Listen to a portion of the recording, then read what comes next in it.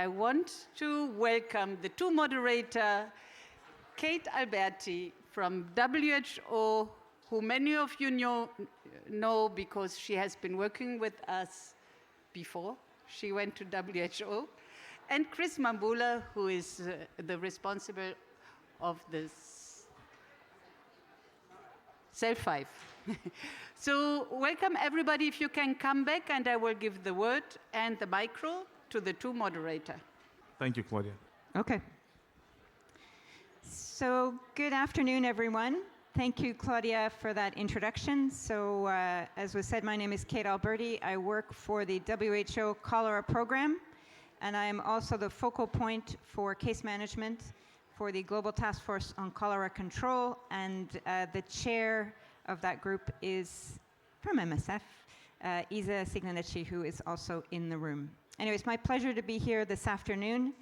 I think it is somewhat sad that we continue to need to have sessions on cholera, but that's the case. I think many of you know that since 2001, 2002, there's been a major resurgence of what we are in, which is the 7th cholera pandemic. We're seeing an increasing number of countries reporting. We are seeing an increasing number of cases being reported, an increasing number of deaths. And these, of course, are all preventable deaths. We are seeing countries who have not reported cholera for decades reporting major epidemics. I think last year there were 9 countries that reported outbreaks of more than 10,000 cases. And 5 or 6 years ago, that would have been 1 or 2. I think, as we all know, cholera is a preventable disease, and it is a very easily treatable disease. Again, the fact that there were 6,000 deaths reported last year is telling. And although we know that the prevention of cholera is really in the domain of water hygiene, sanitation, and overall development, we still have significant work to do to improve how we respond to cholera. And this is across the board, from improving how we diagnose and report cholera.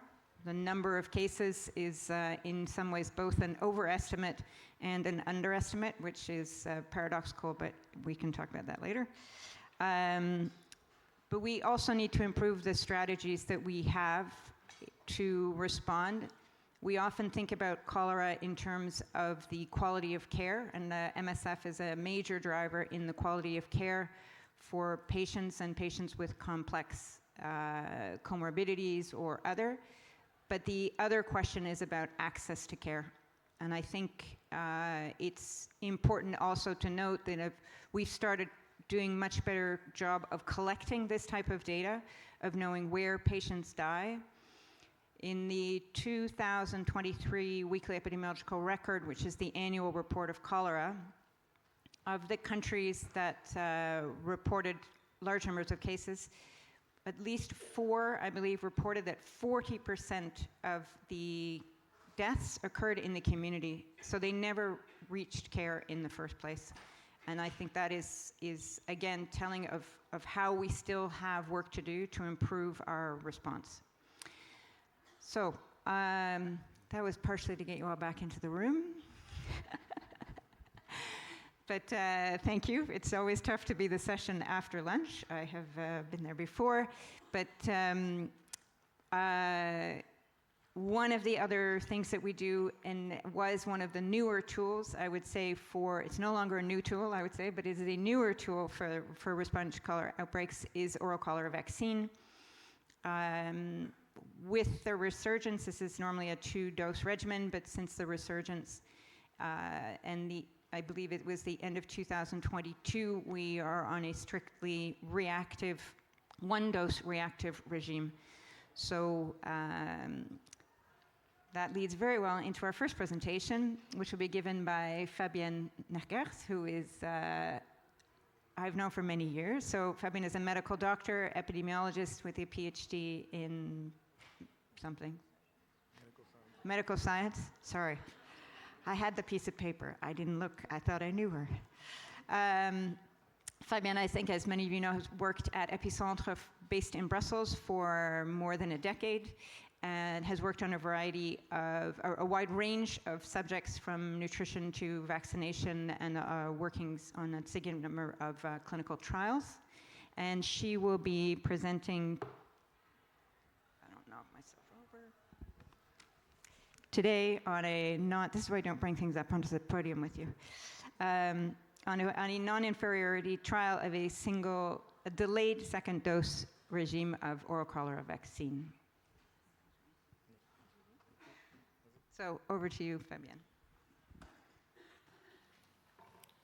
Merci Kate, bonjour. Donc je vais en fait vous présenter un bref aperçu. So good afternoon. I'm going to provide you with a brief overview of this study. It's still being analyzed. So this is a immune response to delayed second dose of oral cholera vaccine. As Gert said, OCVs are widely used. Mais donc le schéma vaccinal recommandé. And the regimen is 2 doses, 2 weeks apart. So that's the OCV schedule. But it's difficult to do this on a large scale, especially when there is a resurgence. And quite often the second dose is given much later. Since 2022, a global vaccine strategy has been recommended with a single dose schedule because of a vaccine shortage and because of the resurgence of cholera outbreaks. And the objective is to provide for immediate short-term protection, but unfortunately it is short-term. And in the areas in which the risk of cholera remains, it's indispensable to give people a second dose. So if availability of the vaccine improves, it will be important to continue to vaccinate people.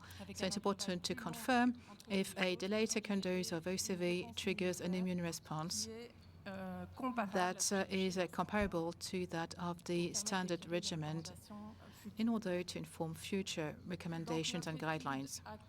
So our objectives in the study were to prove the non-inferiority of the immune response in individuals who are receiving a second dose of a EVCOL plus pre-qualified OCV at either 6 months or 12 months after the initial dose, and in participants who are receiving the second dose at a 2-week interval as recommended for this vaccine. So the primary outcome, this is the titer of serum fibrinocidal antibodies at 14 days after the second OCV dose. Secondary objectives, comparison between seroconversion rates after each OCV dose, the assessment of antibodies, other antibodies, also the immune response kinetics until 6 months after the second OCV in adults. And even though the safety profile of the vaccine is well established, we'll still assess its safety profile during this trial. So it is an immunogenicity trial. It is open label, randomized control, and with a non-inferiority objective in Conakry. So the achievements were the improvement of the capacities of local staff in Conakry, the implementation of a research infrastructure, including a rigorous and strong cold chain. And thanks to community engagement, we were able to build trust with the participants in order to guarantee an 18-month follow-up period.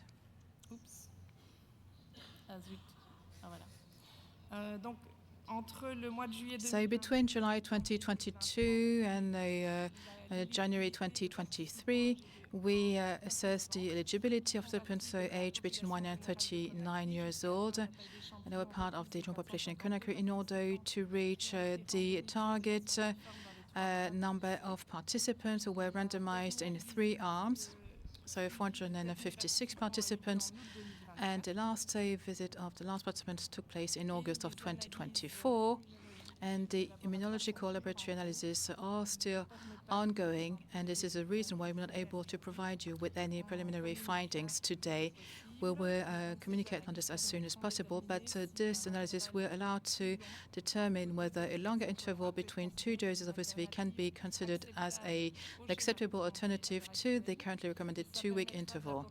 And this will also provide evidence in order to allow for more flexible OCV vaccination strategies without compromising the longer-term immune response.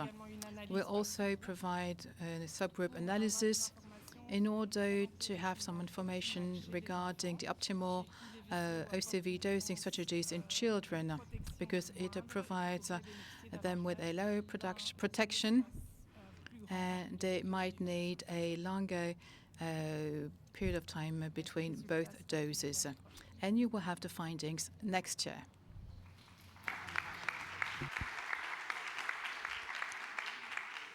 Thank you very much, Fabienne. I think we'll be looking forward to the results of this. As I said, for the last 2 years, nearly 3, in fact, there has only been reactive vaccination with 1 dose. There's been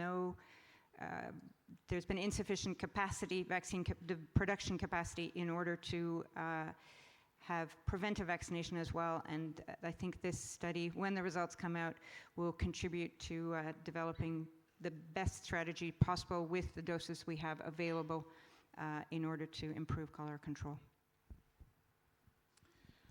Okay, thank you. So we're moving to our next presentation, which is titled The Integration of Cholera Rapid Diagnostic Tests into Surveillance Systems, Results from a Multisite Mixed Method Study in the DRC, so that's Congo, and Niger. The person that will be presenting is Wendelin Moser, who happens to be a PhD epidemiologist. He joined Epicentre 2 years ago in 2023. And prior to that, he worked for several years as a field epidemiologist with MSF in different contexts, mostly in sub-Saharan Africa. So I give you the parole. Thank you very much.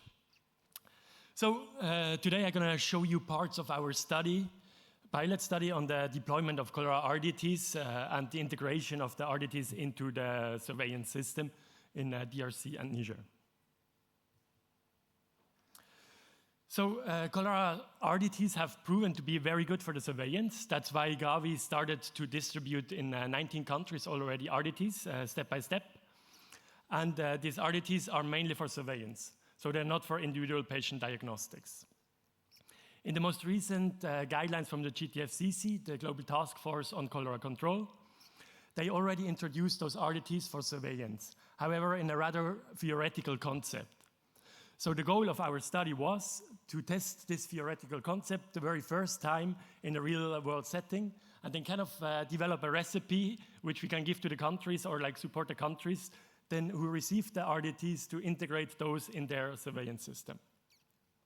For that, we conducted an observational mixed method study in DRC for 1 year and in Niger for half a year.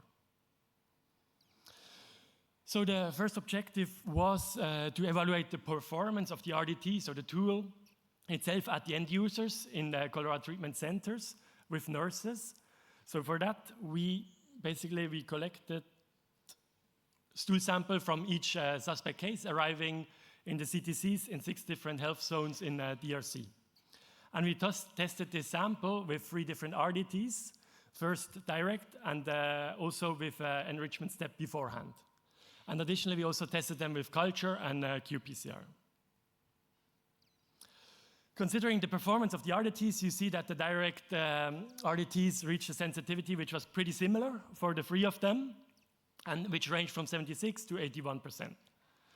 Now, for the specificity, the ST BioLine reached a significant higher specificity compared to Crystal VC01.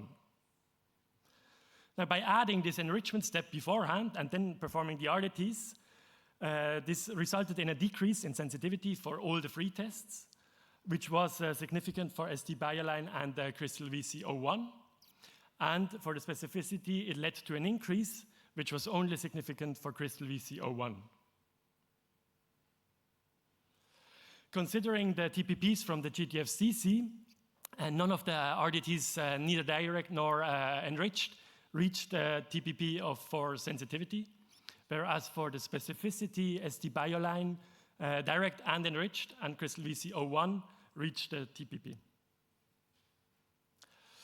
Now, the current problem with cholera outbreak detection is that the outbreak has to be confirmed with a laboratory sample, which is then analyzed by culture or PCR.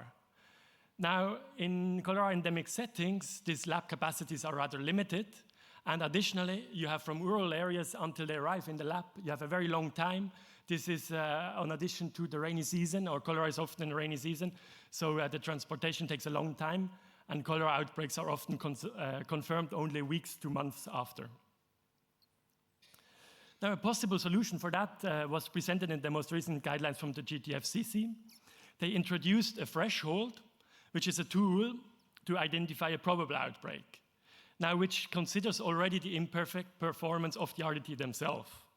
And by identifying a probable outbreak, this should be already enough to trigger all cholera-related interventions. So this kind of theoretical concept, we tested this the first time in a real-world setting. And we have done that in 2 different surveillance units in DRC, where we trained the surveillance officers in how to use this tool. Now, probable outbreak is detected if within the past 14 days, a certain amount of RDTs are positive. So for example, if from 3 to 7 RDTs, or like cases tested with an RDT, a minimum of 3 are positive, the chance is very high that at least 1 out of those 3 is correctly or true positive. So I'm going to show you an example how they used it in DRC, in Mulonga, which is in the ex-Katanga region. So it was on the 26th of July, they detected the first 2 cases. But the problem was that they didn't have any RDTs in this area. So the surveillance officers, it took them a while to send RDTs in this area. And after a couple of days, on the 1st of August, they managed to test the very first patient, and this patient was positive. After another couple of days, they tested more, and by the 8th of August, out of 5 cases tested, 4 were positive, and because of that, the threshold was reached, and the surveillance officers declared a probable outbreak. So in conclusion, the surveillance officers successfully identified themselves a probable outbreak, and they used a calculation aid on paper form, which we provided to them. Now, for outbreak monitoring and burden estimation, the main problem is the broad case definition for cholera. This broad case definition includes a lot of non-cholera cases, which are other diarrheal diseases. And for example, if you see here below, it's a theoretical outbreak, cholera outbreak, the epicurve. You have the suspect cases per week. But we don't know how many of those are now real cholera and how many are other diarrheal diseases. So by using the RDTs, we can quite easily distinguish between the 2 of them and actually follow the dynamics of the outbreak much closer and much more correct. And for example, if we need to prioritize after something like a vaccination, we can compare the incidence based on the RDTs from different areas and then decide where we want to target. Now, the problem with the RDTs themselves is a short shelf life of below 2 years, then the supply and the cost of them. So a possible solution for that is the use of a sampling scheme. So a sampling scheme is basically just the testing of not all the cases, but a subset of the cases.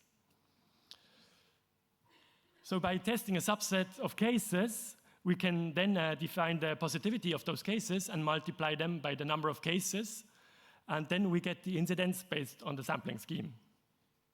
Now, the third objective of our study was to identify the best sampling scheme, which leads to the incidence, which is the closest to the incidence when we test everyone. And a possible, an example of such a sampling scheme is given in the latest guidelines from the GTFCC, which is the testing of the first 3 cases arriving per day by CTC. So to identify this sampling scheme, or the best sampling scheme, we, based on our data we collected in DRC, we calculated the weekly incidence with the sampling schemes from 8 different sampling schemes and 21 sub-schemes. And then we used a couple of different statistical indicators, such as precision, accuracy, and so on, to identify which incidence is the closest to the incidence by testing everyone. And in the end, we ranked then these different sampling schemes to identify the best sampling scheme among them. Now, everything is very theoretical, but it's very important also to consider reality. So eventually, theory and the reality is often different. So what we did for that is that we tested a couple of different sampling schemes in the real world, in DRC and in Niger. And the main lesson was, or we learned from this experience, was that actually it's rather difficult to implement such a sampling scheme. And it needs a lot of training, a lot of supervision. But with that, then actually, if you implement a simple sampling scheme, it's possible to do it. So by considering this statistical, but also real-world observations, we figured out that the sampling scheme recommended currently by the GTFCC, which is testing the first 3 cases by day by CTC, that this sampling scheme is actually among the most accurate ones and is possible to implement. And by implementing this sampling scheme, we can save up to half the RDTs. Now, towards the end of the study, we conducted a couple of focus group discussions and individual interviews with nurses up to policymakers at national level to get their experience and their return on the integration of RDTs into the surveillance system. For me, the most striking result from the whole study was mentioned by a nurse from Mulongo, and she mentioned that even the community did not know that cholera existed before. Now, by using the RDTs, or by having the RDTs, the community is really convinced that this disease exists. And as you all know, you cannot stop a cholera outbreak without the support of the community. A couple of other findings showed the importance of training. So training and supervision is the most important, especially for cholera, since cholera is seasonal. So you have a long period where you have no cholera cases, and every one of you know that if we don't do something regularly, we tend to forget. So in conclusion, the RDTs were highly recommended and appreciated by the community, to the nurses, up to national stakeholders. Stool enrichment for surveillance is not recommended, considering the loss in sensitivity, the additional time and costs, and the processing time. Then the identification of a probable outbreak using this new threshold tool was successfully done in our study. And this threshold actually showed to be a crucial epidemiological tool, which gives the power to the surveillance unit to identify independently a probable outbreak and then request for support. Then the best sampling scheme, combining statistics but also real-world observations, showed that testing the 3 first cases per day by CTC is the best sampling scheme. Now, using this sampling scheme in CTCs in the medium and high incidence settings can save 1/3 up to half the RDTs. The incidence based on this sampling scheme is quite similar to the incidence based on testing everyone. But now, just to distribute the RDTs, as it's done currently, is not enough, as it has been shown in our study. Only with regular training and supervision, you can actually generate accurate data, and you can then actually use this data for surveillance. With that, at the end, I would like to thank a couple of people. So Flavia is my supervisor, Anna is the study teams in the field, the DRC team, which I've heard they are currently listening to the presentation, and the team in Niger, and everyone else involved in the study. Thank you very much. Thank you very much, Wendelin. Please kindly note your questions, and then we'll ask them after the last presentation. As he mentioned, of course, there are insufficient quantities of tests or rapid diagnostic tests out there, even though Gavi is funding 2.6 million tests in 19 different countries. over the next, I would say, year or years. Even though it is an imperfect tool in the sense that it does not have 99% of sensitivity or specificity, it has been demonstrated that while using it as a surveillance tool and with the sampling that they've done, it actually boosts our own understanding of the disease burden in the different contexts where we work, especially in contexts where the geography is very difficult and of course distances are very vast. It quite facilitates the capacity of the local authorities and or organizations who work on the ground to be able to quickly assess and also confirm outbreaks. So I will let Kate introduce our last presenter, and then we'll pass on to the questions. Thank you. Thank you very much. So the next presentation is entitled Cholera Outbreak Dynamics. And reactive vaccination in South Sudan with key insights and challenges. And this presentation will be given by Dr. Abou Aissata Soumah, who is a medical epidemiologist who has more than a decade of experience in field epidemiology and outbreak response. And he brought that vast experience to MSF Epicentre in 2021, where he continues to work on these kinds of projects from an MSF Epicentre perspective, with a lot of work on analysis of strategies of outbreak response, and we were going to see one of this examples of this work now. So over to you. Thank you very much. Merci, Kate. Thank you, Kate, and thank you very much for the opportunity to share with us our experience feedback concerning the cholera outbreak. My presentation is entitled Dynamics of Epidemics in South Sudan, and the main key insights and challenges.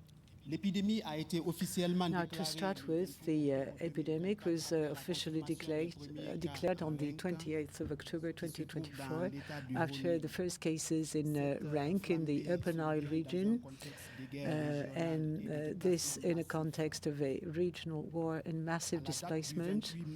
As of the 28th of May 2025, more than 67,000 cases had been notified by the MOH, with 1,200 deaths, i.e. an overall CFR of 2%. Now, 31% were in the community faced with the outbreak and its importance. All MSF sections in South Sudan got mobilized, but I'm just going to focus on OCP in the various areas where they work. Right from the start of the epidemic, a reinforced surveillance system was put in place, and we've used the line lists in CTCs.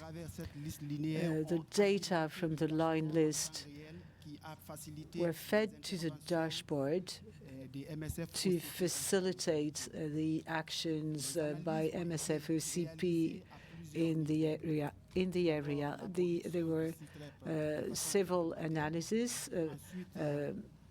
Then the micro-spatial analysis to qualify the epidemic, the outbreak clusters in the IDP camps. Then the macro spatial analysis to detect new clusters. Operations-wise, we gave priority to vaccination based on previous analysis, and we also took into account the post outbreak analysis in order to support our future research and actions. You can see on this map that we were active in Juba, all the Nufangak and Akobo. In all these areas, we implemented CTCs and ORPs, oral rehydration points. More than 8,900 patients were taken care of in the various sites. Now, in Fongak, the mortality was quite worrying. In Fongak, the CFR was 1.6, so we decided to do something to better understand the behavioral and social barriers in this community that prevented them from getting access to care. Now, we tried to identify the blocks that were the most affected in the IDP camp, and based on this analysis, we produced a weekly mapping with the help of the GIS team, so that these data could be used not only by MSF but also by other actors to prioritize their actions in the IDP camp. The indicators were the following: the number of cases and deaths by block, and also the wash factors, access to water, toilets, open or defecation in the open. Now, more largely, we also had a weekly analysis of the line list by village or Payam, like here in Madi and Checkpoint. And we sent out explore missions to these sites as to confirm the epidemic, but also engage with the community so that they could become more involved in managing the epidemic and strengthening the WASH and having also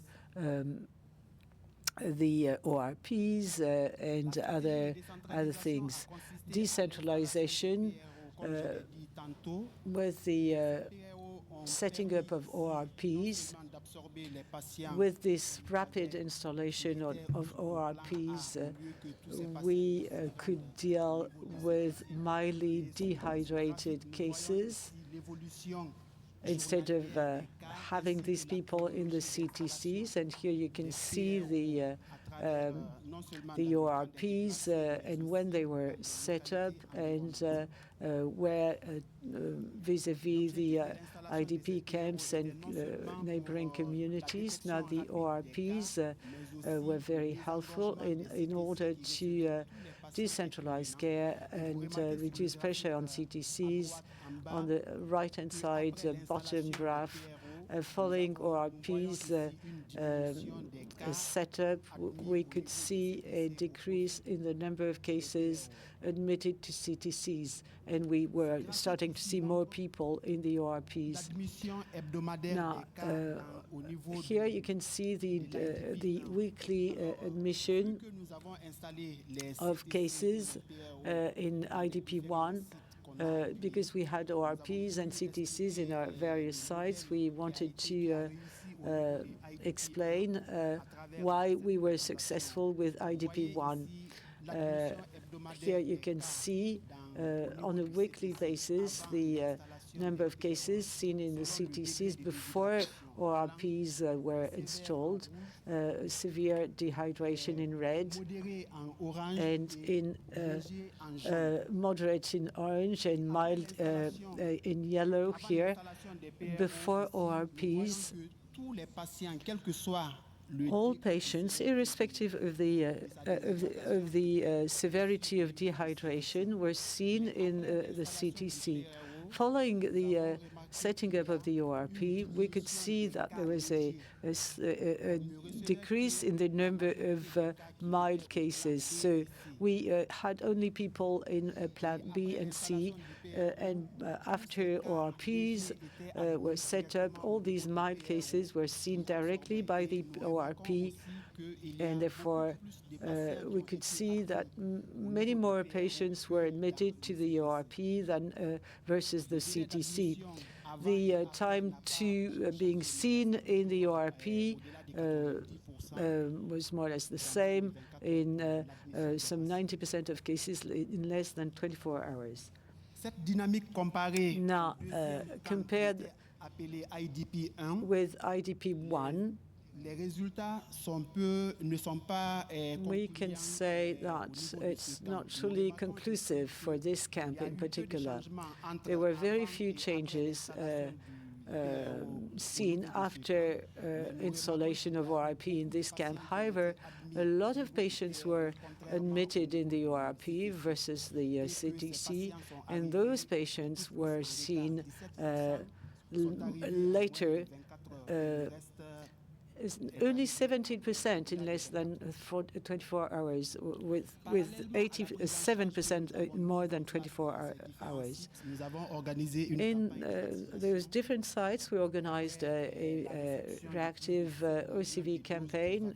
We received 1.1 million doses to vaccinate more than 7 million people with just one single dose, and therefore the admin vaccine coverage was different according to the area, but more precisely, MSF-OCP vaccinated in Juba according to our criteria based on the line list in ORPs and CTCs, but we also based ourselves on the WASH conditions and demographics, and the IDP camps were considered to be a priority, as well as the neighboring communities, Gorom, Abadi, and elsewhere.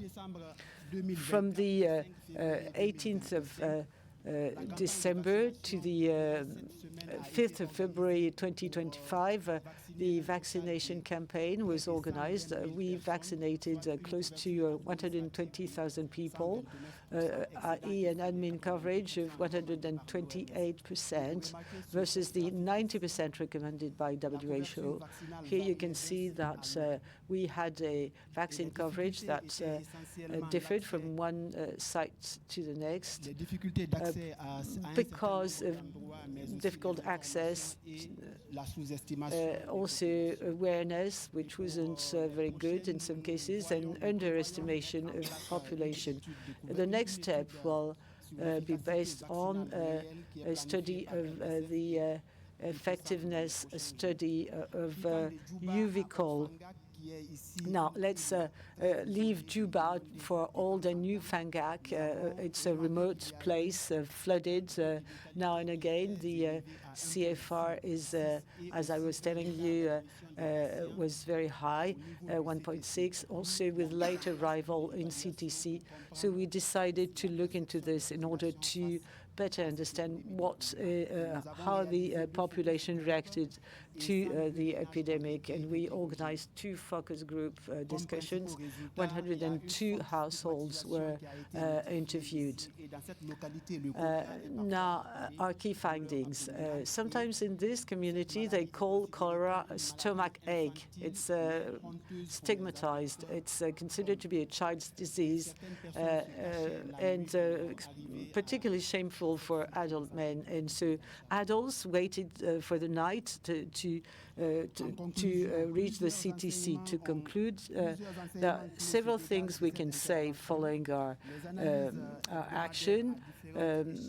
Several lessons to be learned, such as weekly analysis at different levels are critical in order to justify operational decisions on the basis of objective data. Also, a very detailed mapping, namely in camps. Also, the decentralization to ORPs helped us to identify cases earlier, and also to better manage the severe cases and reduce pressure on CTCs.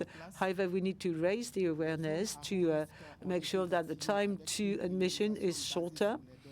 Vaccination campaigns were rolled out in high-risk areas with a good prioritization on basis of data. We have accurate estimates of vaccine coverage, and we could also show that there's indeed a high stigma associated with this disease.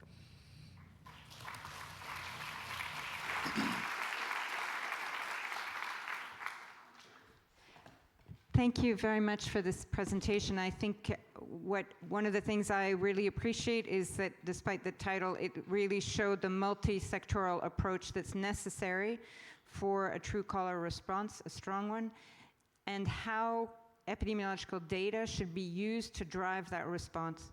So just congratulations on that, and we've already discussed that we need to discuss the ORPs much more. I think there's a lot of very rich information there that will help us move forward, especially on this question of access to treatment in addition to quality.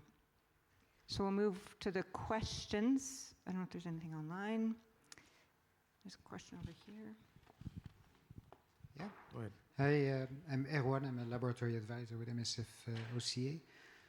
Thanks, Wendelin, for a nice presentation. I was part of that working group. It's nice to see that these recommendations are used. I wonder, based on the real-life experience, that there was a delay of almost a week to start testing, actually, in DRC. If it could come with a recommendation for pre-positioning of those supplies from a health center down to capital, within MSF and outside of MSF, if there's anything or maybe further modeling that could be made to improve that, because that is an issue in itself, I think. Yeah, it works. Thanks for the question. Yeah, actually, that's something I didn't talk about. So there was another part, but we did also evaluate that. So the question is a bit like where to store the RDTs prior to an outbreak. So we tested different systems. The first one we tested was decentralized. So in Mulongo, the example I showed you, we actually just put them in places or in health centers where they had previously a CTC. And then we realized, oh no, so the cases arrived where there was no CTC before. In other places, we stored them at the office level, the surveillance office level, so centralized. And then once the first case was found, we started to distribute them. So I think it depends a bit. So Congo was a good example. If you are in a cholera season, you have a lot of flooded areas. So a lot of places you don't arrive. So that's why I think if you're really in a rural area, also that's our recommendation, you should give each health center, so not only the one who has had the CTC before, enough RDTs for the whole cholera season, because you're not sure if you can resupply. Then in areas where you have a bit easier access, for example in Niger, we had one Madarunfa. We had an area where they had easier access. You had less flooding, and so it was just easier to bring the RDTs, but still there we pre-positioned in the health facilities 7 tests, so kind of a sub-sample. So they at least they could identify a probable outbreak, and then they get more. So in other endemic areas where you don't have often cholera, for example, there you would store them centralized and I think similar for MSF, if you're responsible for a bigger area and we have the RDTs, or like now with Gavi giving the RDTs, it would be good to distribute them everywhere. Thank you very much for the question, Brian Gonzalez, Ghent University. I'm just wondering if at any point in our research we've considered nutritional status in our vaccine response studies or in surveillance, because there is a lot of evidence, especially in children, for example, with malnutrition, that they don't respond to vaccination very well. So 2 things, it might be that if we include people with some sort of malnutrition in our studies, that it influences the rate of vaccination response, or number 2, programmatically, we might consider treating malnutrition first before giving any vaccination. Otherwise, the vaccine might be useless. Thank you. Unfortunately, I cannot give you much answer on that. We have an ongoing study from Anaïs, who is more looking into vaccination and the effects of vaccination. So mine was more on surveillance, and we didn't look at the aspects of malnutrition. So I'm sorry, but I can connect you with the right person. Hello, my name is Ella. I'm a nurse intern working at OCP. And my question is in regards to the RDTs. It was my understanding that you were training a lot of nurses on how to use the system, which I think is amazing. A question that popped into my head was, how can we ensure that the nurses that are being trained in using this system are also understanding just like the critical thinking, like implications that come with it, and how to recognize, signs and symptoms and the actions that need to be taken even after they've completed a test. So just going beyond the technical, clinical aspect of it. Thank you. Yeah, thanks very much.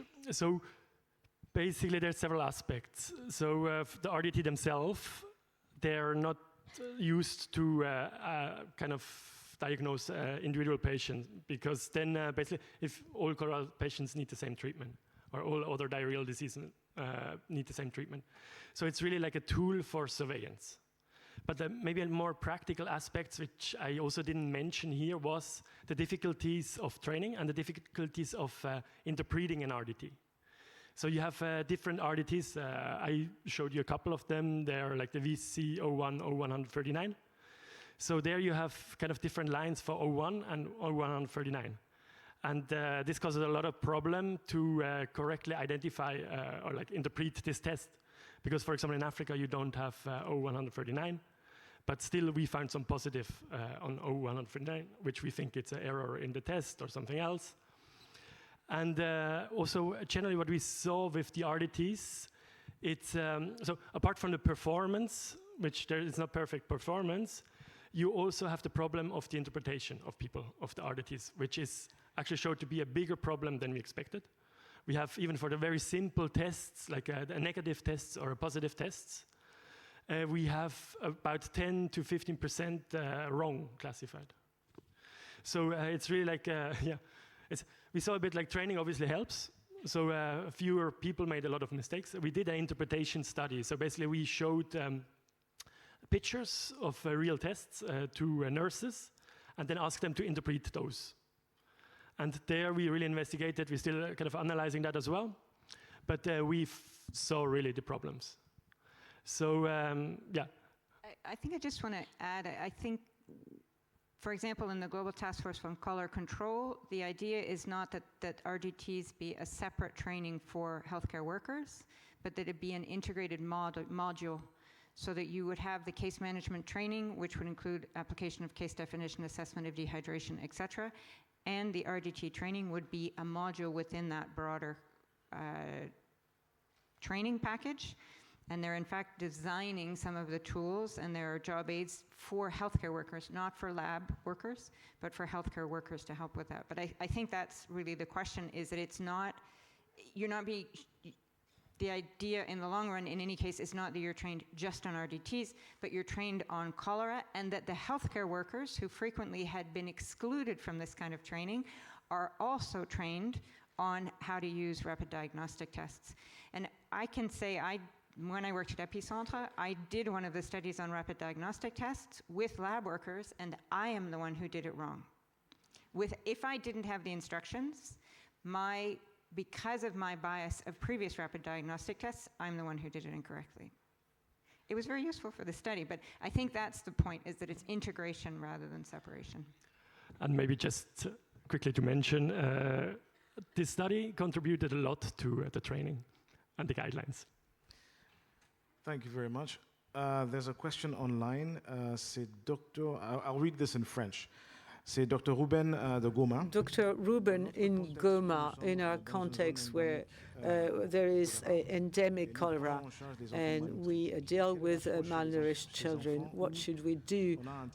What should be the management when the RDT is negative, whereas the clinical examination shows that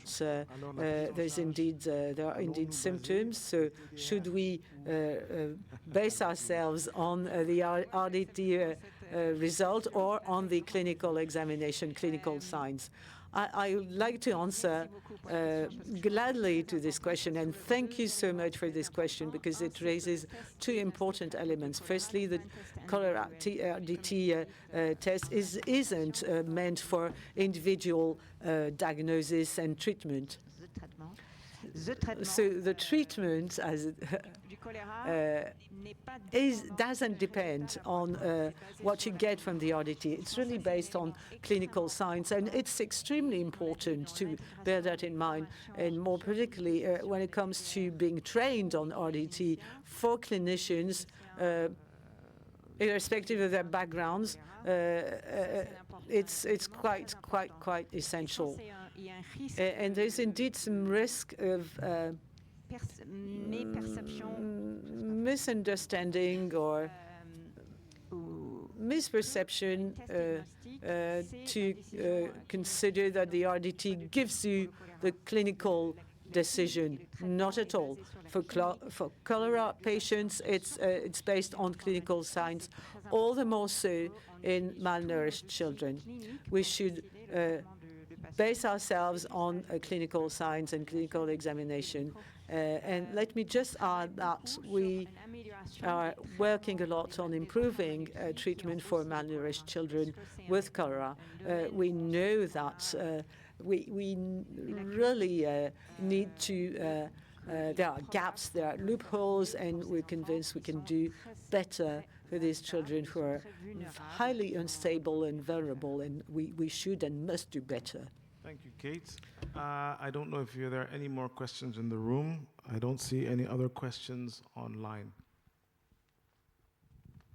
Bonjour, Frédéric Sanger. J'ai une question pour Soumah. Frédéric Sanger, a question to Soumah. Présentation, disons que vous allez changer de vaccin. You were just saying that you were going to use another vaccine instead of Uvicol.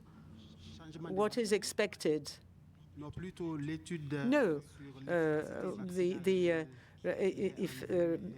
vaccination effectiveness study is going to be performed because it's the first time such a vaccine is used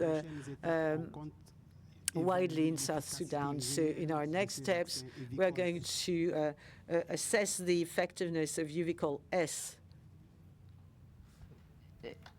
En fait, on n'attend pas une différence d'efficacité. We do not expect a Chancol or Uvicol to have different effectiveness. It's just a technology transfer, so we were not expecting any differences between the two vaccines. As we said, there's just one global producer, and this is one of the reasons why there's a shortage of vaccine worldwide. There are lots of research and development that are underway for another type of vaccine, and hopefully it's going to bear some fruit one day. But as we all know, coming up with a new vaccine, and more particularly, it's going to. We all know it does take time. Nouvelle formulation et Uvicol il n'y a que des études de safety sur ça.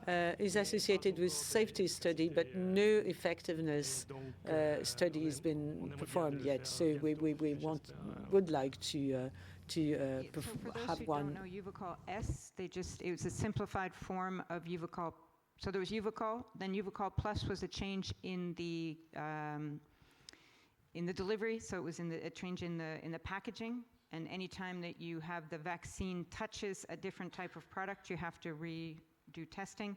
And Uvicol S, it used to have 5 antigens, and Uvicol S was a simplified version with fewer antigens, so it's easier to produce, and it can. That's the difference between those 3 different vaccines in a simplified version. Otherwise, Marie-Laure Kilici is in the room, and she probably knows more than me. Peut-être une dernière question avant de clôturer la session. Let's have a very last question before we close our session. Il n'y a pas de questions. And I can't see any question online. Okay. So I'm just going to say thank you very much for this session. I think cholera is an ancient disease, and I think for too long it was left as, yes, we know what we're doing. And there's still much more that needs to be done in all domains. As we've said, these new Global Task Force on Cholera Control surveillance guidelines were published in 2024. And we need to continue with this kind of field work to ensure that what we are recommending and what is being implemented in the field is the best to stop these completely unnecessary cases, but also deaths from cholera. And thank you very much. Please thank the presenters as well. Thank you very much. And a big thank you to Fabienne, Wendelin, and Abou for these great presentations.